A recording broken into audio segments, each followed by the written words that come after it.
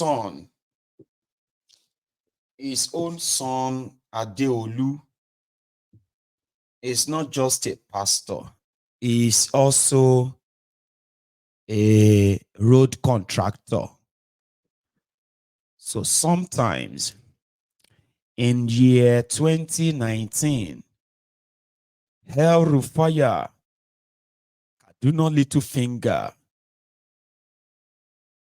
gave a road contract to Adeboye's son, and it was an 8-kilometer road contract, Damangaji Nagoyi Road in Kaduna North Local Government Area. The project was to cost the people of Kaduna a whopping sum of 19.8 billion naira, 8-kilometer road. Then Adeolu collected 8.1 billion naira. In fact, 8.2 billion naira. And when the project was supposed to be completed in January 2021, Adeolu got paid more than 40 to 45% of the project worth, and it disappeared. Right now that they are probing Little Finger, the State House of Assembly went to the supposed project and it is totally abandoned. They even said it is pretty much like 30% completed. They will give that to him. So what Adeolu is now doing is that he didn't deliver the project. He got paid. He absconded. Alaye is now in court, asking the court to protect him from the Kaduna State House of Assembly probing the over 480 billion naira stolen by El Rufaya in 8 years as Kaduna's governor. Adeboye was in Kaduna when these mass killings by the Fulanis in southern Kaduna, when the southern Kaduna massacre was raging. If you remember, even if you pretend not to remember, I will remind you. Adeboye visited El Rufaya and said, he's such a good man that the whole killings in southern Kaduna is exaggerated and God is in control. Alaye even organized a crusade in Kaduna to pray for Kaduna. Asheturigba to cash out to 8 billion. The spirits and the spiritual problem of Nigeria from the mouth of Adeboye shows to us that the people responsible are not spirits. They are humans. And since Adeboye knows them and is part of them, how about we call them spirits? Maybe we can give them more money so that Nigeria's problem can end. Like those bringing blended petrol or what have you from Malta, created different narrative after that, distract you here and there. But some people are not really convinced or confused. They are calling for probe. Maybe they are confused for calling for probe because probe. We, at the Center for Accountability and Transparency, urge Matrix Energy Limited and its CEO to toe the path of honor and give up the detailed list of his collaborators and their modus operandi, instead of bluffing with litigation and trying to gag the press. Not even the military junta of old were able to repress every vibrant Nigerian press. Not any of them.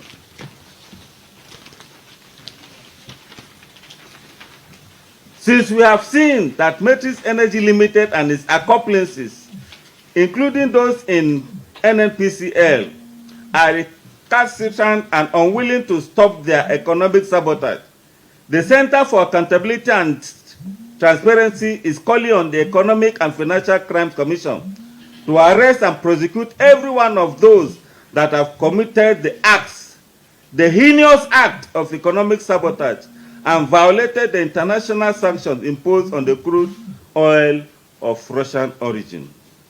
We further invite the Federal Competition and Consumer Protection Commission to investigate Matrix Energy Limited, since the dirty fuel it distributed in the country has caused harm to consumers in different forms, including economic losses occasioned by damaged automobiles and generators. The National Environmental Standards and Regulations Enforcement Agency, NESRE, must similarly look into the impact of these tainted oil products on the environment to cause the cessation of further importation of such, to make the culprit behind it face relevant punishments.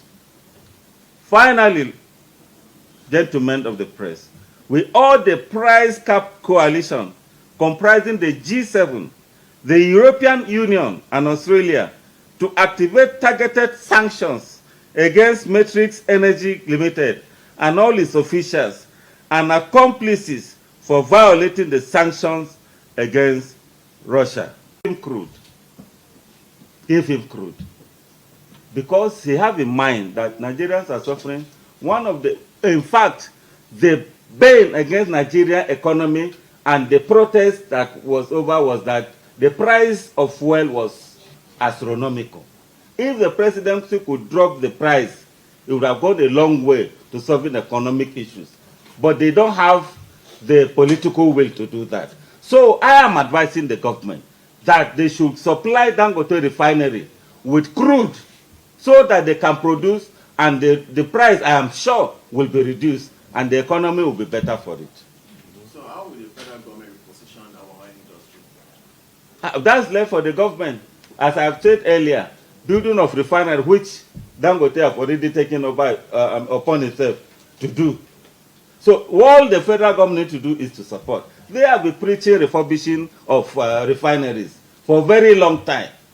Not only this Tinubu session, for even since time immemorial. Every coming government will say, one of the items I'm going to do is I'm going to refurbish refineries and I'm going to reduce price of fuel. None have succeeded. So if the government have political will to, if they are not willing to reduce the price by themselves, let them supply the indigenous refineries, the crude, to refine. The cost of fuel has gone up. Food and other prices have followed it.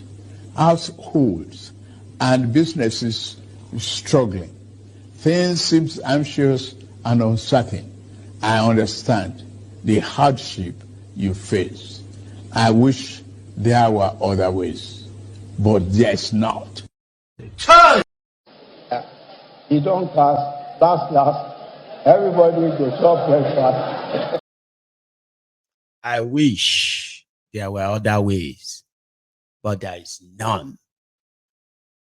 Except that in Lagos, where the government is selling food to people at discounted price, 25% discount. So they say, well, they are bringing that back now. Onje Eko. This one is just for everybody who lives in Lagos.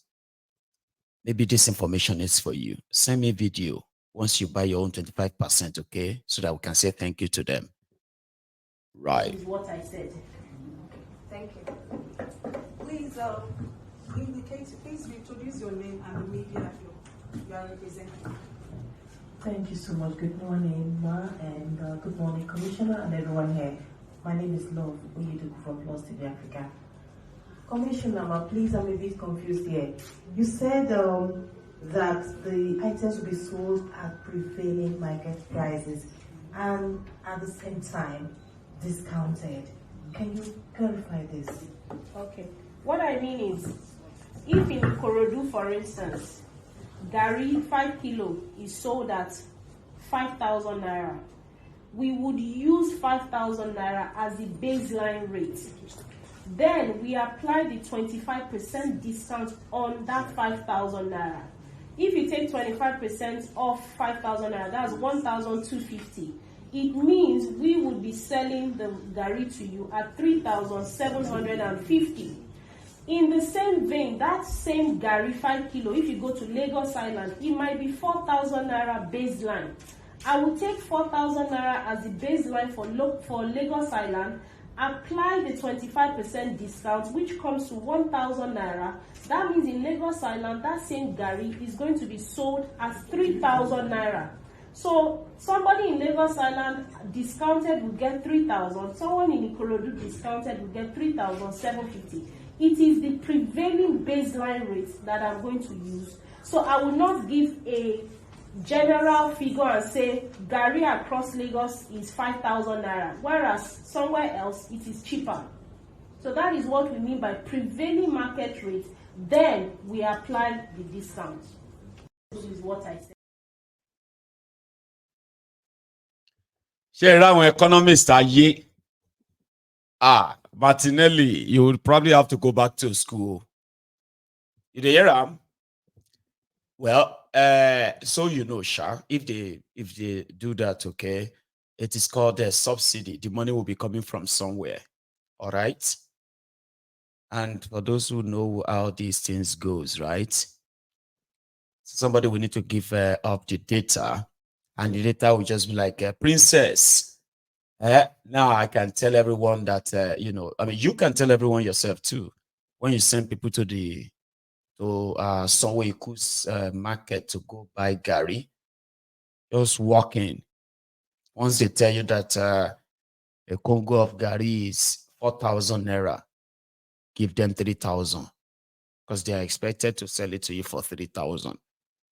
And if you buy 2 Congo or 10 Congos, you just save yourself another 10,000 naira. If you buy 10 Congos, instead of paying 40,000, you pay 30 to buy extra. Or please speak out before they give you the gari. Come on, because everywhere right now, everybody look on, everybody they para anyhow. You enter somebody's shop now, we never sell since morning. You can't tell and say somewhere could say me and give you 25%. Me no go shout ole ole ole. Another hungry people where they pass there frustrated. They go grab tire, grab everything. Wow. Thank you very much. Here is our own guy, Prince JJ Man. He was at the Notting Hill Carnival this past weekend, yeah, and he represented IPOB there as usual. So he sent me this. Sent me a lot. I like this one.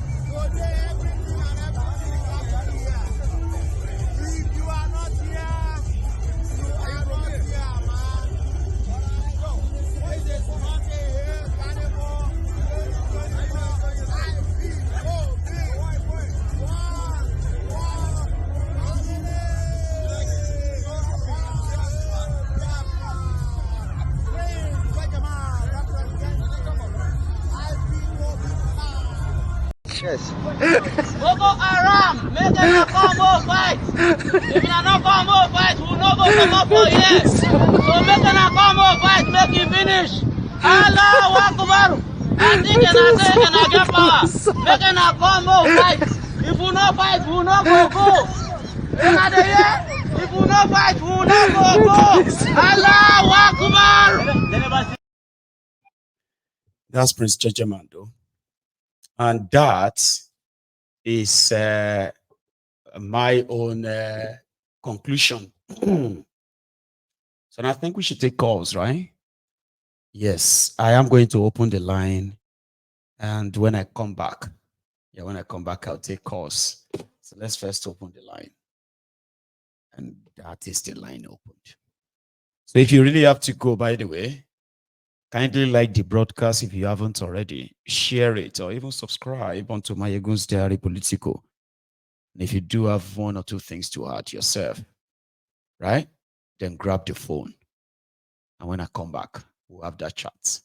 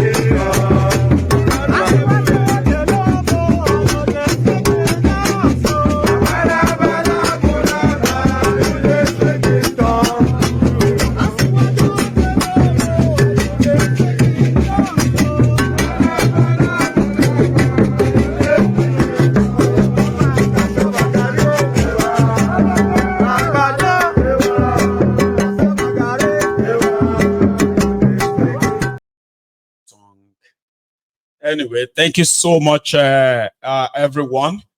I don't know what is wrong with the line. A lot of people who are trying to kind of get through, they continue to, I don't know, something keeps, something keeps knocking them back. Let's see if I can have a way around it. Apologies. So, like, why is that? Okay. Finally got one through. And that would be my first caller this evening. Here. Hello. Hello, my good general. Ah, the Prince. Prince JJ man. Yes, sir, Baba. Baba, how are you, Baba? We are fine, oh, how are they? I just did, you know, I know they passed my boundary. Welcome back from the Yoruba Union Summit. Oh, thank you. You know, we miss you for those few days. I know. I miss everyone too. But it was wonderful, welcome. Honestly. I just don't want to bore you with all of, you know. But yeah, thank you so much. It's good to be back. Yeah, welcome, sir. Thank you, sir. Yeah, greetings to everyone on the Temple of Truth. Respect to you all. We are the not here carnival. Go shake grand there. I saw you there, Baba. You know, and your respect. The other one I saw all of now, they dance to this, this band, and I'm like, maybe I'll keep that one. That one's for me. Well done, Baba. Thank you. Yeah, so let me comment on this some of the topic today. First of all, I want every one of us who have not yet liked and share. Please share privately and to groups, please. Very important. This message, a lot of people need it more than us here that are always with Baba Mayegu. So one thing I want to comment about is about that the place you showed us concerning the police arresting people, taking days, you know, before people can know that they are in their custody. Practically kidnapping them. Mm-hmm. Yes, that's where I'm going. So, you know, in the same country, Police works in teenage. If police arrest someone, immediately the person will, once the person is in their custody, they will put the person on their system, and it will appear to anywhere they have police station throughout all the units of the police. Once you go there and call the person's name, date of birth, the person will appear. Will tell you the station where you are going to, where that person is being kept. That's how a same country is being run. Okay, so when the police keep someone more than 1 day, 2 days, and nobody hears about it, that is kidnapping. And when a country is behaving that way, how can you have the audacity to go and be pursuing a kidnapper, those who are kidnapping illegally, as a country, So you see, it's quite unfortunate. That's why we are asking, or we are telling everyone always to join hand and see that this thing called cage for Nigeria, that is being dismantled, so that people will have their life back.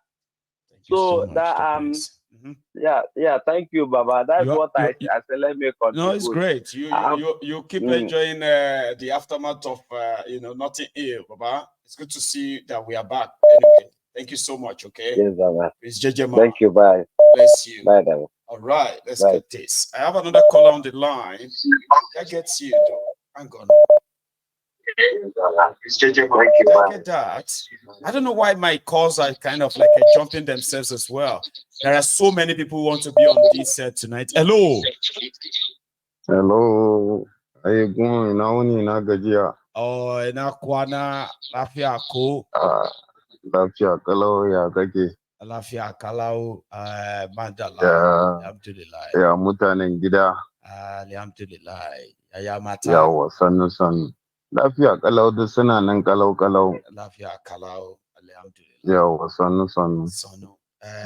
Ahmed, it's good to have you back. I like it how they rush me with the ones that. Where you go, Baba? Do you know that I have somebody who actually needs to, who needs to hear from you? They are interested in this British military recruitment and stuff like that, because you said it on this program that you've kind of like advised people. I just thought I should say it because I know that person is watching as well. I've not had a chance. Yeah, I think they already closed. They closed their portal right now because if you go on there, you need a referral from someone who is serving in the British military to refer you. Yeah. So when you get someone from the British military, that person will give you his referral code. That's what you will use to log in and do your application and everything. But it's already done because on Monday, it was on Monday that they closed the portal. So I think it's already done for till next time. Okay. Yeah, until next time, I guess. It happened that we were so preoccupied with. They just opened it for like a week. They just opened it for like a week from on the 19th for like 1 week. And I think it's already closed right now. So, I mean, until next time. Yes. But I mean, the rules they brought is like, well, fair when you apply none. If not, more your chicken banshee, one or two military people like that, so we can, collabo, so that we can be able to make friends with some of them and be like, I get one person, I beg, if you give me referral code, one or two things like that, so that if you help people, give them, make them apply, at least anyway now way, you understand that kind of thing now. It was because somebody asked me, and it was around the time that we're so busy with the Yoruba Union Summit, so I just said I would come back to them. But it's already over. Right. The business of tonight. I've got those that I have shared so far. Which of them is in your interest? Mine is one from this guy that you shared. Akuri Ọ̀gá Láíláí àbí kí ló ń pe olóbùkù yìí. Ọ̀gá Láíláí mò ń pè Akuri Ọ̀gá Láíláí. You see, that guy was born. He was born in the United States. His mom is a German American, right? And his dad was once a minister in that same concentration camp. So you see, say himself na product from people who don't benefit from that system. So himself don't enter the system with that. So now so their children would they go. The system himself, just Just working the system until the day. Until the day we ain't go back, go talk saying one contest or something. That kind of thing like that. You understand? So for the people who still they follow them, maybe they follow them, oh, their eye go soon clear. See, all of them don't they fix their children now. Maybe say on our own children just did there on show you can not be even their own children. On even concentration cabin and show you on just they do anyhow. You know, I don't know this which direction I did. Now waiting I won't live for our own picking be that. It's now waiting I won't live for our own children be that. No wahala, make una they do and they go. Although I show you, Lord, I show you, but I show you